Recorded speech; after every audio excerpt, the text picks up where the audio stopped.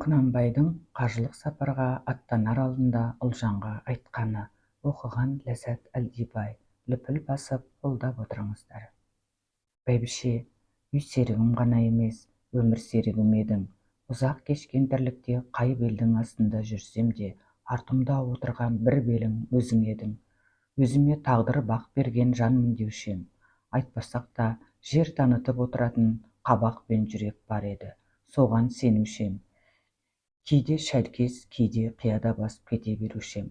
Бағыма масайып, еркелегенім болса керек.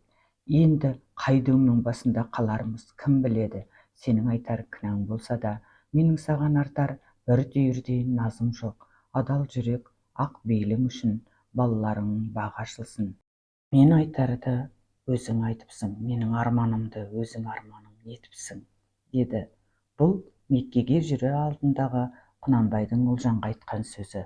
Қалың туыс, үйірлі ағайын, шоғырлы бала-шаға, дос-жаран, тамыр-таныс, не шеме әйелдер ішінен жалғыз Ұлжанмен арыздасты.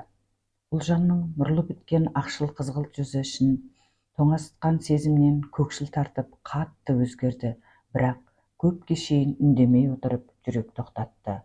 Мырза, аталық арманыңды ақтар балаң болсын, сен үшін де, өзім үшін де тілер бар тілегім осы ғана. Мынадай сапарыңа кінә түгіл, наз етсем, оның білместік болар еді. Мені дардай етіп көтеріп айттың, бірақ мен ондай емеспін ғой. Әр кездегі ісімді ойласам, өзімнің де кінәм көп. Жөн бе, теріс пе, білмеймін мырза, деп күйеуінің бетіне салмақпен қарады. Қайран бабаларым-ай, еркек ер, балаң дана, қызың қылықты, әйелдерің ана, апа болған күндер-ай. Тыңдағандарыңызға рахмет.